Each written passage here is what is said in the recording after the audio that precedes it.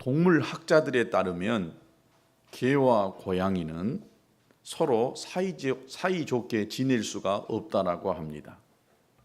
왜냐하면 서로 감정을 표시하는 이 표현이 다르기 때문에 그렇습니다. 개는 기분이 좋으면 꼬리를 들고 꼬리를 살랑살랑 흔듭니다.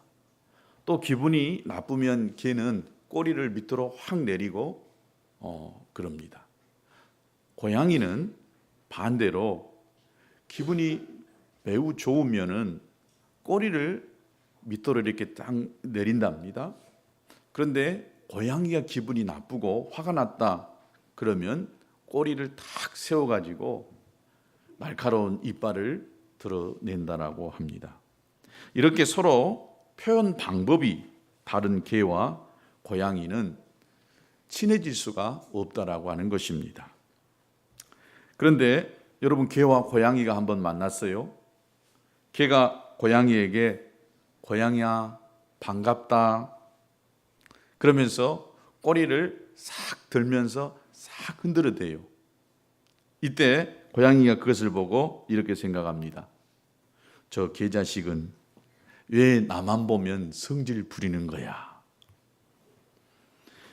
또 반대로 개도 생각하기를 저 고양이 자식은 왜 내가 좀 큰 맘 먹고 저한테 좀 다가가려고만 하면은 저렇게 성질을 부리는 거야 라고 이렇게 한다는 것입니다. 이러니 이 둘 서로 사이좋게 지낼 수가 없다는 것입니다. 항상 고양이와 개는 으르렁거리는 앙숙입니다.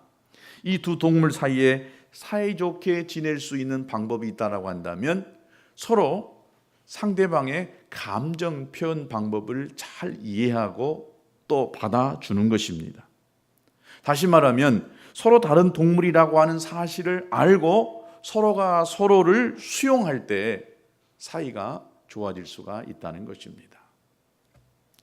어떤 사람이 수염이 덥수룩하게 이렇게 난 사람에게 물어봤습니다.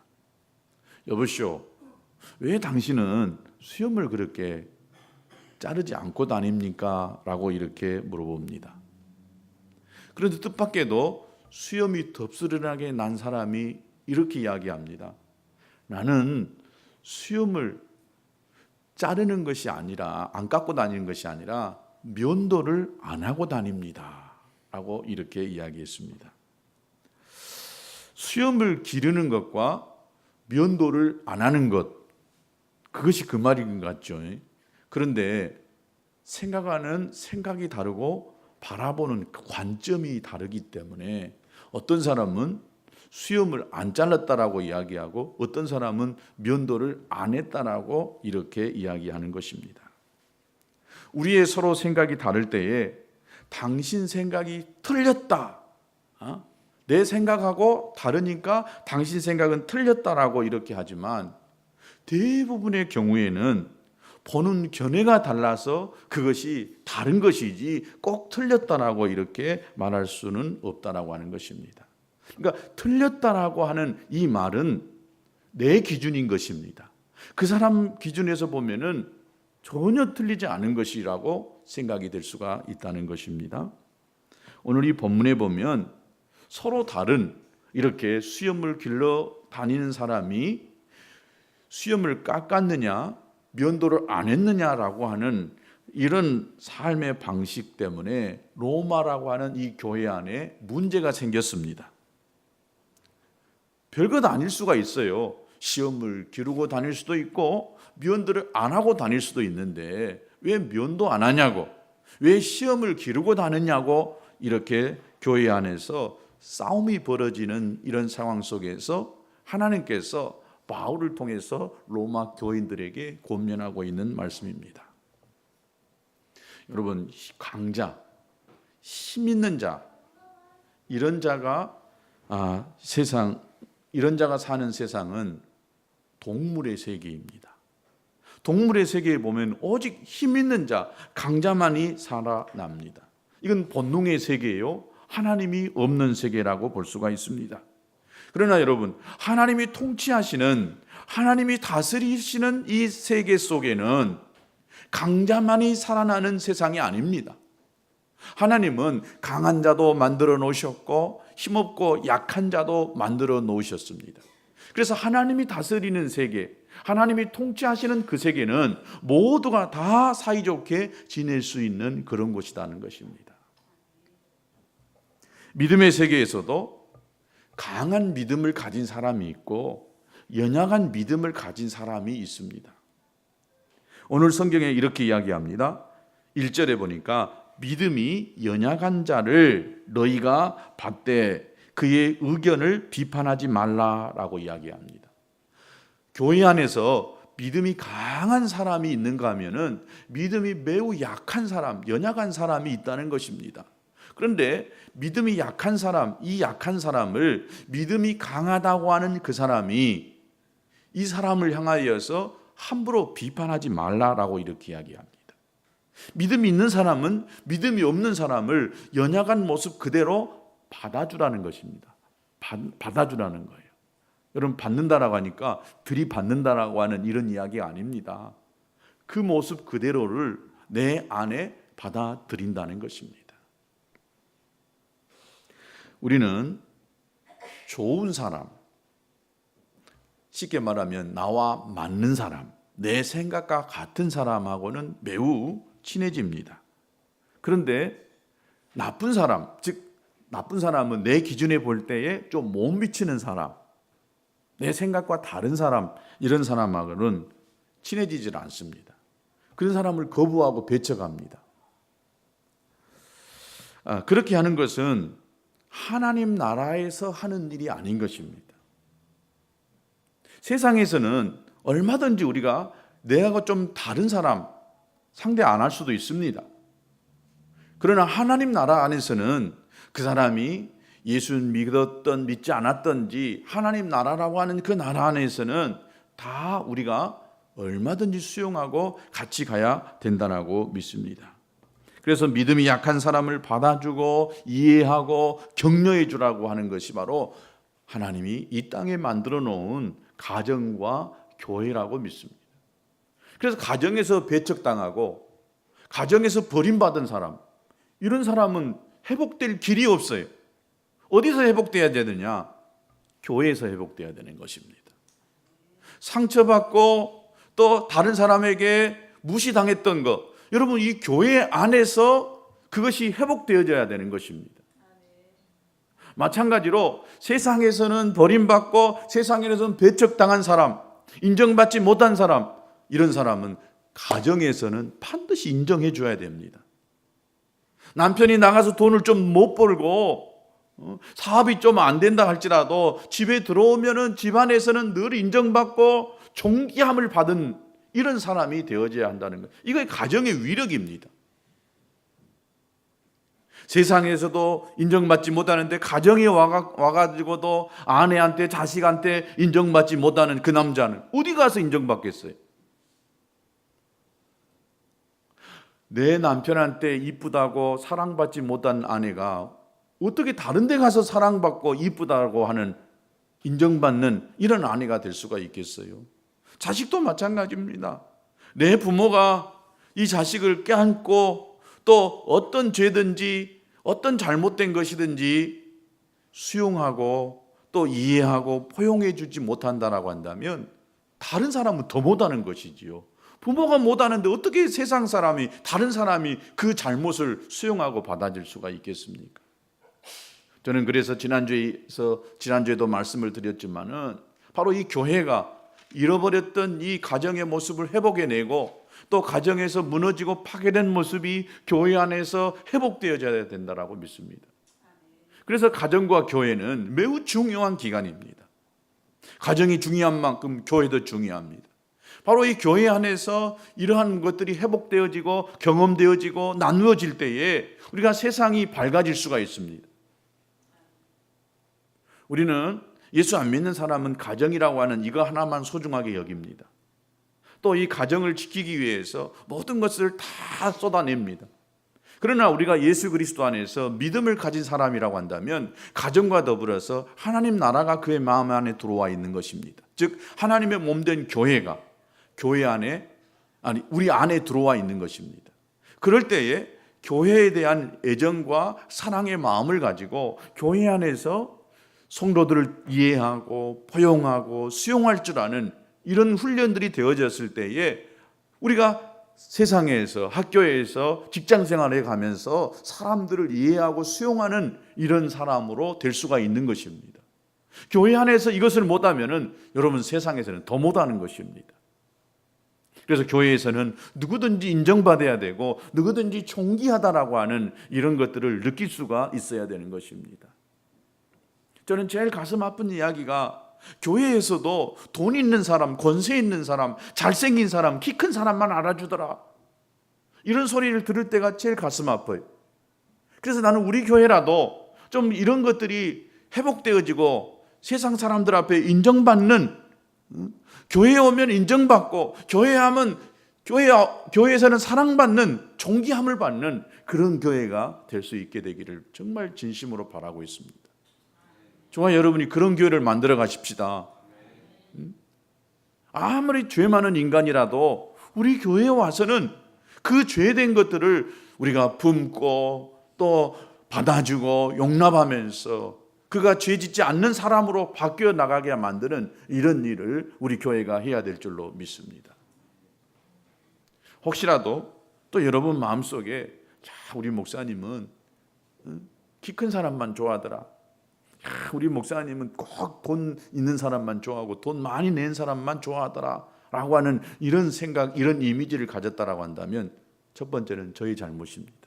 제가 여러분들에게 그런 이미지를 갖게 만들고 그런 생각을 갖게 했던 나의 말이나 행동, 이것들이 나의 잘못입니다. 그러나 나의 본심은 그렇지 않다라고 하는 사실을 여러분이 이해하시고, 또 우리 모두가 다, 저만 그러는 것이 아니라 우리 집사님들이나 우리 성도들 모두가 다 이런 주님의 마음을 가지고 성도들을 사랑하고 포용하는 이런 교회가 될 수 있게 되기를 진심으로 바랍니다. 그래서 교회는요, 병든 사람도 또 죄를 많이 지은 사람도 와서 그분이 안식을 누리고 그분이 위로를 받고 또 그분들을 우리가 껴안아주고 사랑하고 치유하고 회복시켜내는 이런 교회가 진짜 교회라고 믿습니다. 두 번째, 바울이 이야기하고 있는 것이 그의 의심하는 바, 즉 믿음이 연약한 자가 자꾸 의심한다는 거예요. 방금 이런 것처럼, 야, 우리 목사님은 돈을 많이 가진 자만 이뻐하더라. 믿음이 연약한 자가 교회 와가지고는 이야기합니다. 야, 저 집사가 참 어떻게 저렇게 말할 수 있고 행동할 수 있냐 라고 하면서 그 사람이 자기 기준으로 또 세상에서 가지고 있었던 그 기준으로 교회 안에 사람들을 막 판단하고 의심하기 시작하는 거예요. 그럴 때 우리가 어떻게 해야 되느냐? 그가 이해하지 못하고 그가 신뢰하지 못하는 그 부분을 비판하지 말라는 거예요. 당신이 잘못 봤다고, 또 당신이 오해다라고 이렇게 우리가 가르칠 수는 있겠지만 그것을 가지고 비판하지 말라라고 이렇게 이야기하고 있습니다. 여러분, 가정에서도 마찬가지입니다. 이 가정에서도 자꾸 어떤 것을 이해하지 못하는 사람, 이런 사람을 향해서 정죄하고 자꾸 손가락질하기 시작한다면은 설 수 있는 자리가 없어요. 잘못한 것을 자꾸 지적하고 또 약점들을 자꾸 끄집어내면서 그것을 비판하기 시작하면은 그 사람은요, 어디 가서 설 자리가 없는 것입니다. 그래서 가정 안에서는 자녀들을 야단치고 채찍질하고 또 나무라기보다도 가능하면 인정해주고 받아주고 수용해지는 이런 이 부모와 이런 가정이 돼야 된다고 믿습니다. 그렇게 되어지면 관계가 좋아집니다. 나무라고 꾸지라고 자꾸 잘못한 것을 지적하면 그때부터는 관계가 멀어지는데, 인정하고 수용하고 받아주기 시작하면 그때부터 관계가 좋아집니다. 그리고 아이들이 변하고 남편이 변하고 또 아내가 변화되기 시작한 것입니다. 여러분, 충고하고 야단치고 비판하면 사람들은 자꾸 내게서 멀어집니다. 누가 나를 충고하고 비판한 사람을 가까이 하고 싶어하는 사람이 어디 있겠습니까? 여러분, 그래서요, 사랑 외에는 진정한 치유가 없습니다. 즉 사랑 외에는 진정한 변화를 일으킬 수가 없다는 거예요. 그렇다고 해서 항상 인정해주고 항상 칭찬하라는 말은 아닙니다. 칭찬 9번, 8번 하면은 한 번, 2번 그것을 나무라고 지적하고 바로 고치는 이것이 필요한 것입니다. 9번 나무라고 어쩌다 한번 칭찬해주는 이런 삶이 아니라 칭찬과 격려를 많이 하고 잘못한 것은 아주 조금 하는 이런 저와 여러분 될 수 있게 되기를 축복합니다. 2절에 보니까 어떤 사람은 모든 것을 먹을 만한 믿음이 있고 믿음이 연약한 자는 채소만 먹는다. 어떤 사람은 다 먹는다는 거예요. 근데 어떤 사람은 믿음이 없어가지고 채소만 먹는 이야기. 이것이 어떤 이야기냐면은 이 당시에 이 로마 교회 안에 제사 음식에 관한 문제였습니다. 그래서 로마 교회 안에 이 가장 큰 쟁점 중에 하나가 제사 음식을 먹어야 되냐 안 먹어야 되냐라고 하는 이런 이야기가 있었습니다. 즉 당시에 이 사람들은 제사 지내는 음식 가운데에 고기를 시장에 갔다가 팔았어요. 그러면 우리가 고기를 사 먹으려고 시장에 나가서 고기를 샀는데 그 고기가 제사 드렸던 고기일 수도 있다는 거예요. 그래서 정말 믿음이 좋다라고 하는 유대교 크리스찬들, 이 사람들은 내가 사 먹는 이 고기가 제사에 드려졌던 고기일 수 있으니까 나는 안 먹는다라고 이렇게 해서 채소만 먹은 사람이 있었다는 거예요. 바로 이런 이야기를 하고 있습니다. 그런데 제사 지낸 고기를 사 먹는 행위는 우상을 섬기는 죄에 해당한다라고 생각하는 이런 사람들과 고기는 단순히 음식일 뿐 여기에 더 큰 의미가 없다고 생각하는 사람들, 이들이 서로 다투기 시작했습니다. 야, 어떻게 예수 믿는다는 사람들이, 하나님 믿는다고 하는 사람이 우상에 드려졌던 그 제물을 먹을 수가 있느냐? 막 이렇게 이야기하는 사람이 있었어요. 또 어떤 사람들은 반대로 야, 하나님이 주신 것은 다 선하고 좋은 것인데 그거 다 먹으라고 주신 것인데 먹으면 됐지. 야, 너희들 안 먹는 너희들이 문제다 라고 하면서 서로 다른 의견을 가지고 적대시하면서 싸우는 이런 이야기가 있었다는 것입니다. 그래서 이것이 교회 안에 큰 문제가 됐던 것입니다. 사도 바울이 이 문제에 대해서 아주 조금 더 자세하게 설명하고 있어요. 그 본문이 고린도전서 10장에 나와 있습니다. 고린도전서 10장 23절과 26절에 보니까 모든 것이 가하나 모든 것이 유익한 것이 아니요 모든 것이 가하나 모든 것이 덕을 세우는 것이 아니니 누구든지 자기 유익을 구치 말고 남의 유익을 구하라 그랬습니다. 무슨 말인지 이해가 되십니까? 모든 것을 다 할 수 있으나 모든 것이 다 유익한 것이 아니다는 거예요. 또 모든 것이 다 가하나 그 내가 할 수 있지만 그 한 것이 덕을 세우는 것이 아닐 수도 있다는 것입니다. 굉장히 조심스러운 이야기입니다. 예를 들어서 제가 어느 집에 신방을 갔어요.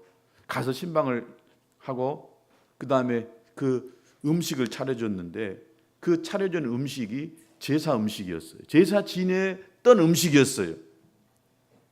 그런데 그냥 그 성도가 정성껏 음식을 차려주었기 때문에 제가 제사 지낸 음식인지 알면서도 안 먹을 수가 없어서 음식을 제가 먹었단 말입니다. 먹었어요. 맛있게 먹고 나니까 그 옆에 같이 갔던 어떤 성도가 어떻게 목사님이 제사 드리는 음식을 먹을 수 있느냐고 막 이렇게 뭐라고 한다는 거예요. 그래서 내가 충분하게 그 음식을 다 먹을 수가 있는데 어떤 한쪽에서는 제사 음식을 먹어서는 안 된다라고 하는 그 생각을 많이 갖고 있는 사람이 있기 때문에 나는 먹을 수 있지만 그 사람의 마음을 조금이라도 상하게 하고 싶지 않아서 내가 안 먹는다는 거예요. 이것이 다른 것입니다. 그러니까 무엇이든지 다 가할 수는 있지만은 덕을 세우는 이 문제 때문에 내가 할 수 있는데 안 할 수 있다는 거예요. 바로 이런 이야기가 또 곧바로 이야기 나오고 있습니다. 무릇 시장에서 파는 것을, 즉 시장에서 파는 것, 이것은 바로 제사 드렸던 그 고기일 수가 있다는 거예요. 그런데 양심을 위하여 묻지 말고 먹어버려라. 제사 드렸던 음식이라 할지라도 그냥 이거 혹시 제사 드린 음식이었어요? 라고 이렇게 물어보면 못 먹을 수 있으니까 그냥 사서 먹어버려라. 이것은 땅과 거기 충만한 것이 다 주의 것이다. 여러분, 주님의 것이 아닌 것이 없어요. 제사 음식에 들어졌던 그 음식도 누구 거예요? 사탄 거 아니에요. 사탄 거는 하나도 없어요. 다 하나님의 것인 것입니다. 하나님의 것 아닌 것이 없어요. 모든 것 다 하나님의 것인데 사단이 그것을 자기 것인 양 자기 것으로 이렇게 여길 수가 있다는 것입니다. 여러분, 이 말을 잘 이해할 수 있게 되기를 바랍니다. 여러분, 음식은 중요한 것이 아닙니다. 그러나 어떤 사람은 음식 먹는 것이, 또 음식을 먹지 않는 이것이 예수님보다 더 중요하게 여겨버리는 그런 경우가 있어요. 진짜 믿음을 가진 사람이라고 한다면 예수님에게 더 관심이 가져 있어요. 예수님이라면 어떻게 하셨을까? 예수님이라면.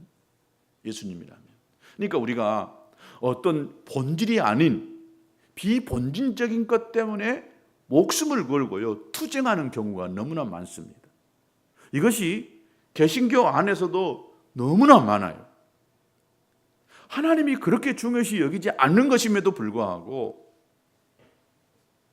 비본질적인 것에도 불구하고 요걸 지키기 위해서요, 형제간에 싸웁니다. 그리고 갈라섭니다. 그리고 교단이 막 생겨지기 시작합니다. 이거 덜 중요한 것이거든요. 우리는 침례교이기 때문에 침례를 굉장히 소중하게 여겨요. 굉장히 소중하게. 이러다 보니까 너무 다 나하고 안 맞는 것을 배척해 버리는 경우가 많아요. 또 어떤 경우는 굉장히 소중하게 여기는 그것이 그분들한테는 소중한 것일 수가 있겠지만은 굉장히 귀하게 여기다라고 하는 그것이 다른 각도에서 보면 별것 아닐 수가 있다는 거예요. 그래서 우리가 어떤 규칙이나 또 어떤 규약, 법 이런 걸 굉장히 중요시 여기긴 해야 되지만은, 그러나 이 법이 그리스도보다 앞서서는 안 된다는 거예요.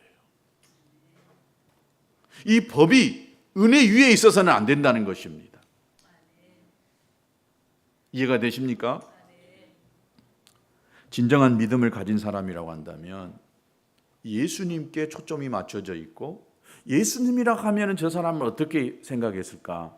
예수님이라고 한다면 저 사람을 어떻게 바라봤을까라고 하는 이 각도로 그 사람을 바라보고 그 사람을 대해줘야 된다라고 믿습니다.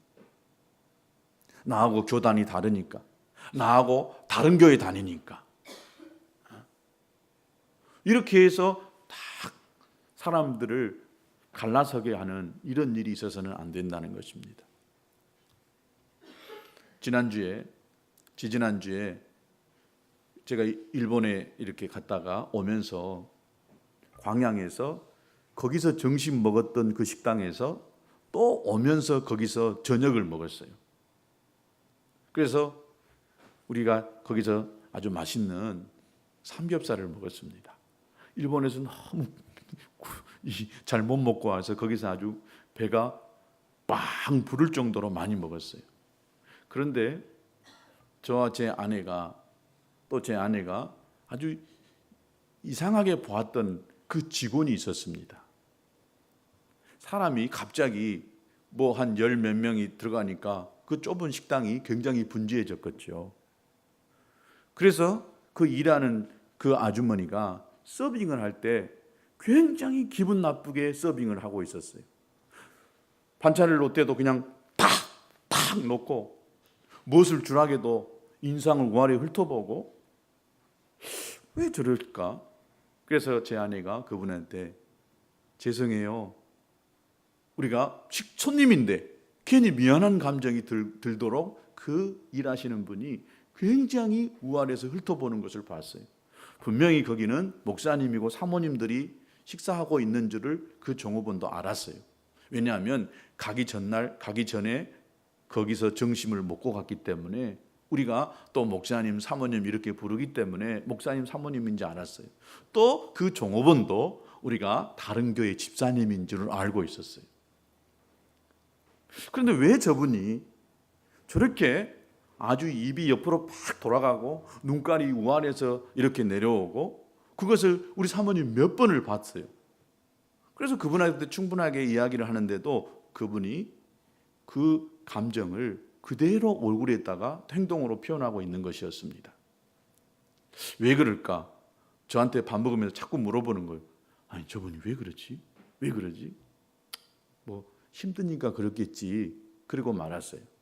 그리고 나서 끝나고 이 차를 마시는 과정 속에 그 광양에 있는 그 사모님에게 아마 우리 집사람이 물어봤나 봐요. 좀 이상하다고. 저렇게 그냥 눈을 우아래 그냥 올렸다 내렸다 하면서 입이 막 틀어져 나오고 손님이 아무리 많다고 저럴 수가 있을까라고 하는 이런 이야기를 했더니 거기서 이유를 발견했습니다. 그 이유가 뭐였냐면 여러분 깜짝 놀랄 준비를 하시기 바랍니다. 그 주인이 자기 이렇게 사촌 언니가 되는 사람이었어요. 그런데 어느 교회를 다니다가 교회를 이제 옮겨야 될 상황에 이르렀어요. 그런데 이 종업원이 즉 동생이라는 분이 이 언니를 전도하고 있는 이런 상황 속에 있었어요. 그래서 이 언니를 자기 교회로 데리고 가려고 이렇게 많이 애를 썼어요.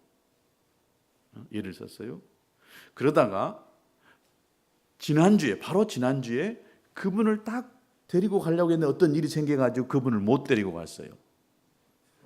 그런데 바로 그 우리가 갔던 우리 교회, 그 교회가 바로 길 건너에 있는데 그 길 건너에 있는 목사님 사모님이 자꾸 그 식당에 오는 거예요. 요 종업원은 기분이 몹시 나쁜 거예요. 그 조그마한 그 교회 목사님 사모님이 와가지고 계속해서 그 주인을 그 목사님 교회로 자꾸 데리고 갈까봐, 그래서 목사님이 데리고 온 손님은 무조건 기분 나쁜 거예요. 왜냐하면 그 주인의 마음이 그 교회로 쏠릴까봐.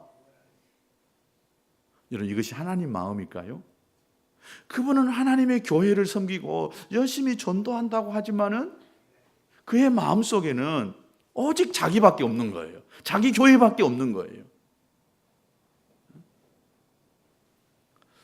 참 그것을 보면서 우리 믿는 그리스도인들이요 얼마나 이기적이고 자기밖에 모르는지, 자기 교회밖에 모르고 자기 교단, 자기가 알고 있는 거 요거밖에 모르고 살아가는지 모릅니다.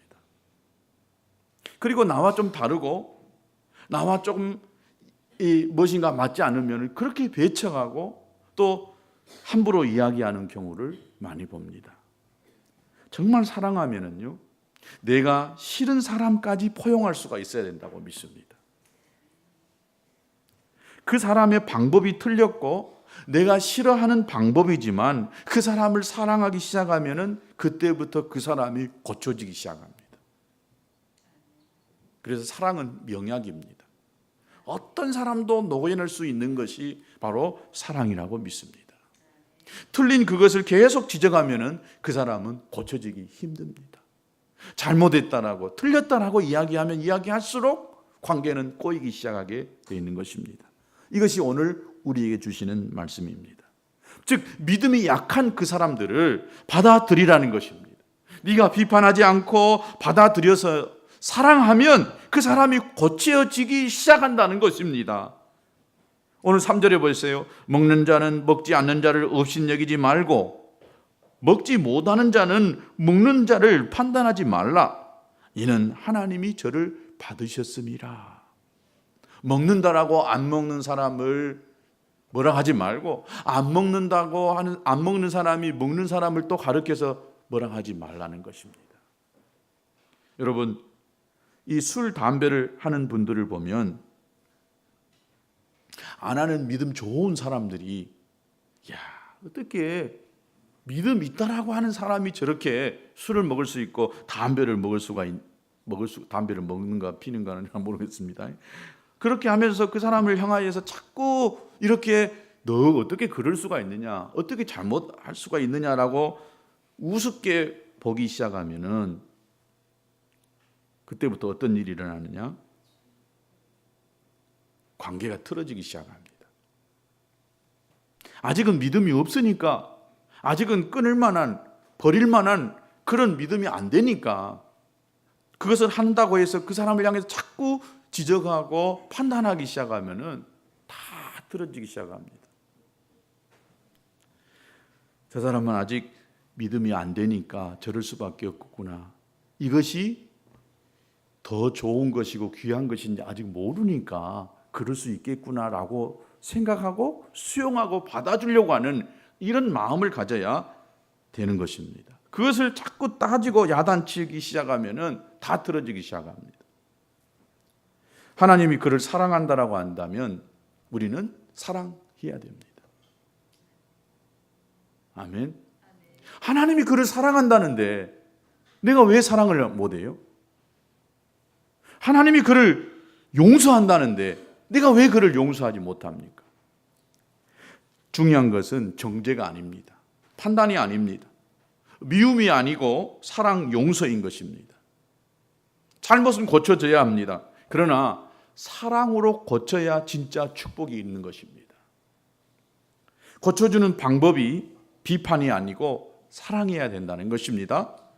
여러분 이것을 꼭 기억할 수 있게 되기를 바랍니다. 고쳐져야 됩니다. 변화되어야 됩니다. 언제까지 그 사람이 그렇게 살아야 됩니까? 고쳐져야지요. 달라져야지요. 그러나 이것이 내가 지적하고 내가 판단하고 정죄한다고 변화되는 것이 아니라 내가 사랑을 가지고 인내하면서 기도하면서 다가갈 때에 그 사람이 변화될 수가 있다는 것입니다. 우리가 비판하고 정죄하고 판단하게 되면은 우리가 어디까지 가는지 아십니까? 우리 자리가 하나님의 자리까지 올라가게 됩니다. 정죄하고 판단하는 것은 이건 하나님의 몫입니다. 심판하고 벌 주는 것도 하나님 몫입니다. 우리가 흔히 정부나 또 국회가 잘못한다고 자꾸 비판하는 이런 일을 어떤 경우는 하는 사람이 있어요. 무엇이든지 다 잘못한 거예요. 다 정부는 나쁜 놈이고 대통령도 나쁜 사람이고 국회에 하는 국회의원도 다 나쁜 사람이에요. 이런 그중에 좋은 사람도 있어요. 또 나라에서 하는 일이요, 좋은 일이 얼마나 많은지 몰라요. 그러나 우리가 좋은 일에 칭찬하고 감사를 표현해 보지는 않고 자꾸 무엇이든지 정부가 하는 것은 다 나빠, 국회의원들은 다 나쁜 놈들이라고 이야기합니다. 아닙니다. 개 중에 나쁜 사람이 있고 개 중에 안 좋은 일이 있을 수가 있다는 것입니다. 우리가 그것을 향해서 자꾸 비판하기 시작하고 판단하기 시작하면은 비판의 영이 내 안에 이렇게 뿌리 내리기 시작합니다. 그리고 그것이 나의 습관을 이루게 되는 것입니다. 다른 사람한테도 자꾸 안 좋은 것을 들추어내고 그것을 말하고 거듭해서 이야기하게 된다는 것입니다. 여러분, 하나님이 그래도 이 나라의 대통령을 통해서 이 나라를 지켜가고 계시는 거예요. 아멘. 나라의 그 행정 관료 장관 국회의원들이 그래도 그나마 있어주기 때문에 이 나라가 이렇게 되고 있다는 거예요.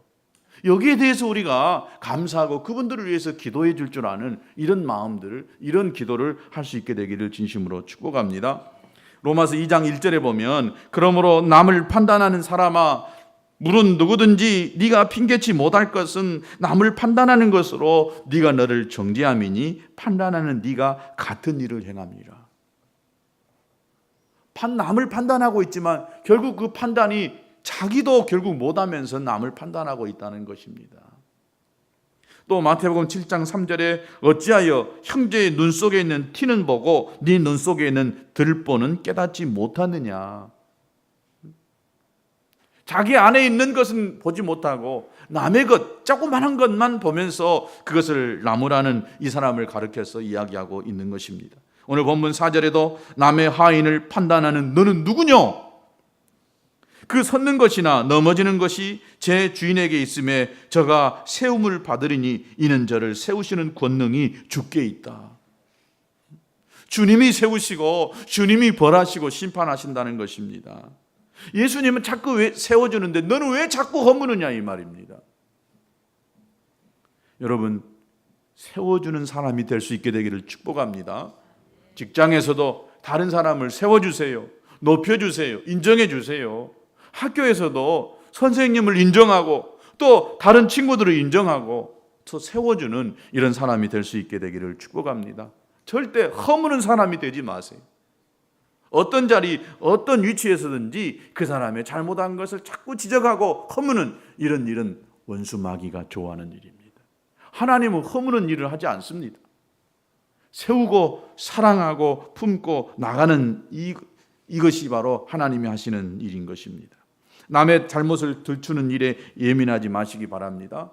알아도 모르는 척 하시기 바랍니다. 그리고 그냥 사랑해주고 덮어줄 수 있게 되기를 바랍니다. 여러분, 제일 위대한 것이 바로 속아주는 것입니다. 뭐 하는 것이라고요? 속아주는 거예요. 속아주는 거. 상대가 나를 속이는 것을 알면서도 속아주는 것입니다. 여러분, 그것이 해답입니다. 예수님이 그렇게 사셨어요. 예수님이 속아주었어요.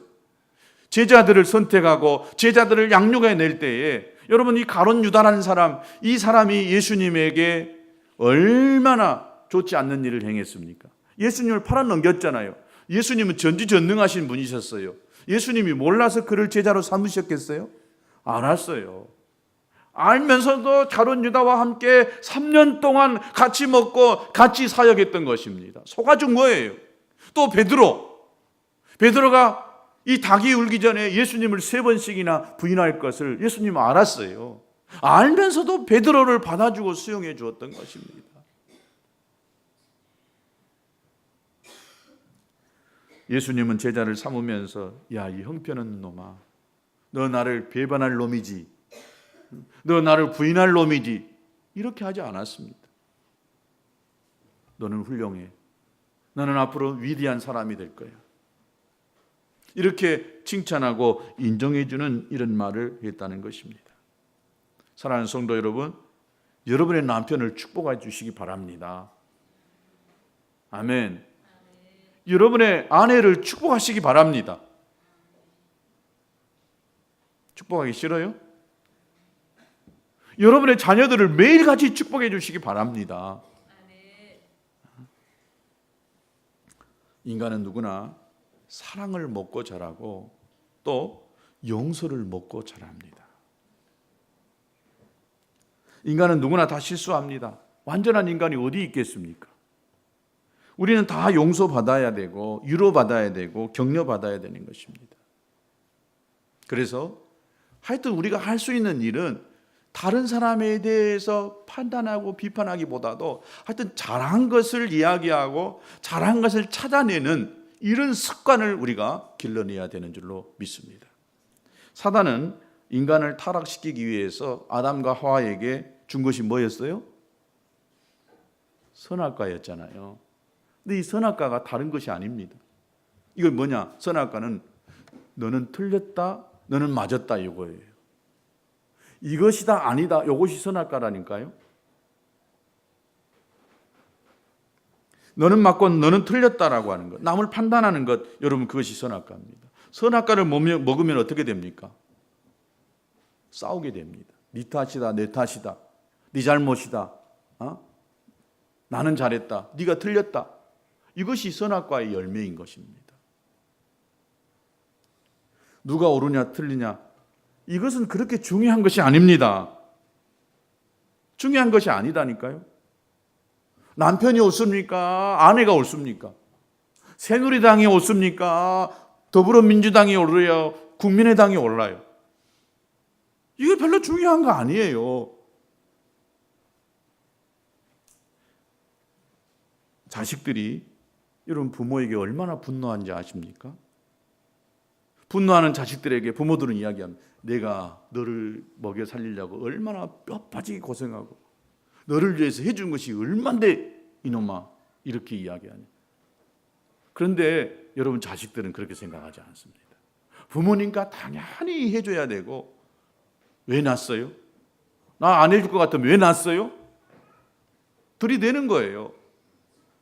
안 하는 것 때문에, 못 해주는 것 때문에 분노하고 거기에 감정을 갖게 되는 것입니다. 그러니까 부모가 옳으냐 자식이 옳으냐, 이거 참 의미 없는 이야기입니다. 부모는 큰 사람이잖아요. 그래서 부모는요, 자식을 그냥 무조건 받아주는 거예요. 자식이 부모가 되어지고 지가 그 자리에 가보면 그때서 알게 되잖아요. 자식이기 때문에 부모를 이해 못하는 거예요. 그러니까 부모하고 자식과 네가 틀렸다, 내가 맞았다, 백날 싸워봐야 의미 없는 것입니다. 남편하고 아내도 마찬가지예요. 당신이 잘못했다, 당신이 못한다, 이거 가지고 해봐야 똑같은 이야기인 것입니다. 저와 여러분이 주님이 사랑하고 용서하고 또 주님이 받아주었다라고 한다면 우리도 다른 사람을 용서하고 받아주는 저와 여러분 될 수 있게 되기를 진심으로 축복합니다. 우리 다 같이 잠깐 기도하겠습니다.